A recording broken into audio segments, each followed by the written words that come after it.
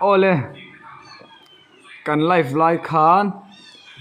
aron top thut maya no pang ina an lo host kha YouTube lam khan an lo phal lo le chu lo nia chumi ni wang chuan kan ron mukbang don ni noodles le ai to nang le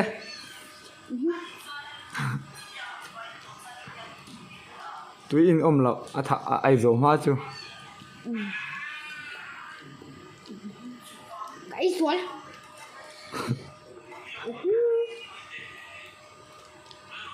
vấp pui mía mía về tôi em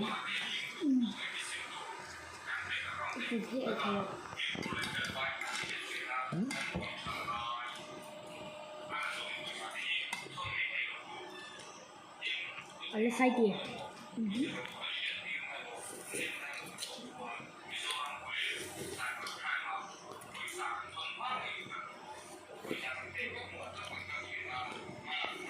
cá ni chung kan live thai don lo ni cá ni chung mi ron be na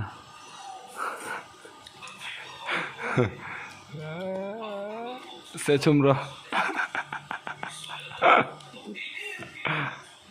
an lo mu nom dun puk em kale pai mu to a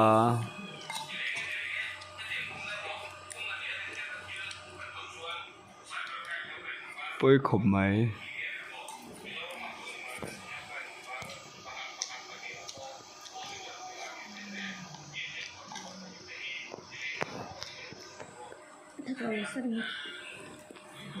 thằng mẹ lâu mà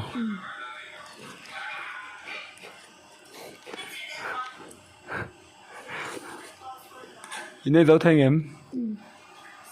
tôi em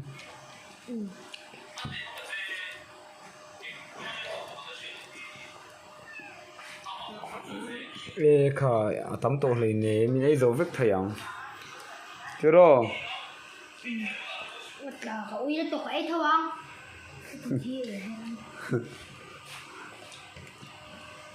bộ ấy hát không tiền được chưa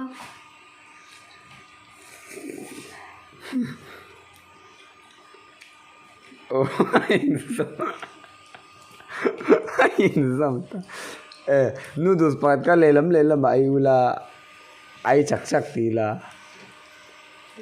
cho em em mo anh nghe phải ông lâu na hú nằm đốn lồng thì gan tí lai phải mo khá làm khá phục khá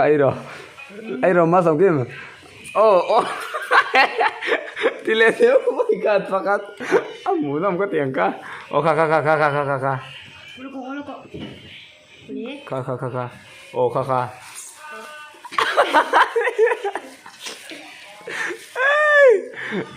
cái về con này đẹp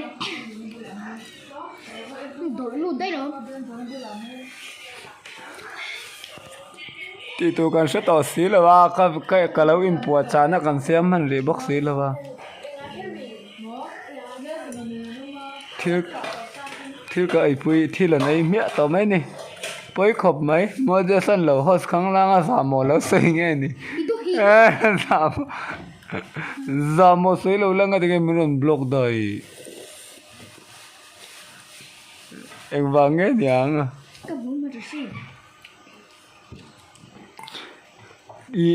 ni chỉ là cần live nung bên anh rồi block đây à khác comment nào mình lâu xíu theo keng cu mà sao em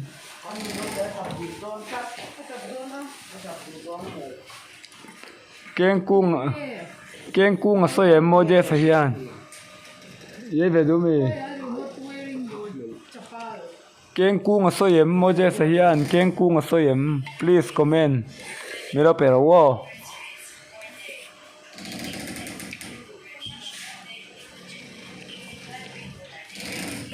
ai giờ push up thì ngay push up thì tắm thấy thế các bạn khán giả cần phong hả đây đâu mi in rút phải đó em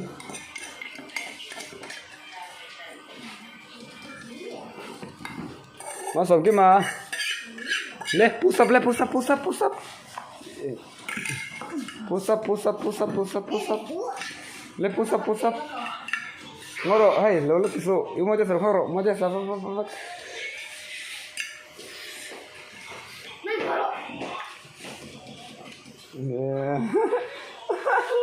thằng đâu với chị ha push up dấu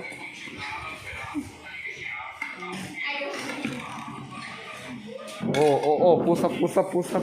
come on le ngoro tuin phabi lo tuin thei lo kan ti ka tuin lên thei lo kan ti ka push up zo bây giờ rồi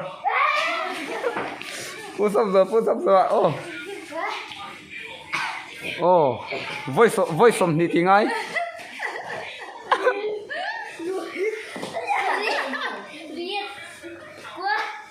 mà sao cái mà tuin thầy so mi ti to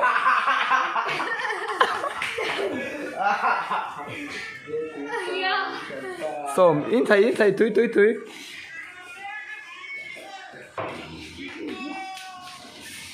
tuin thầy so mi ti le thầy tuin zo ole so mi ti le thầy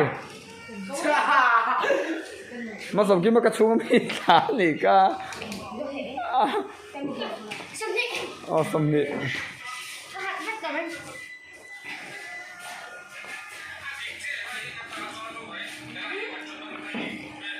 tu yếm nắng tu yếm mà đâu bố mẹ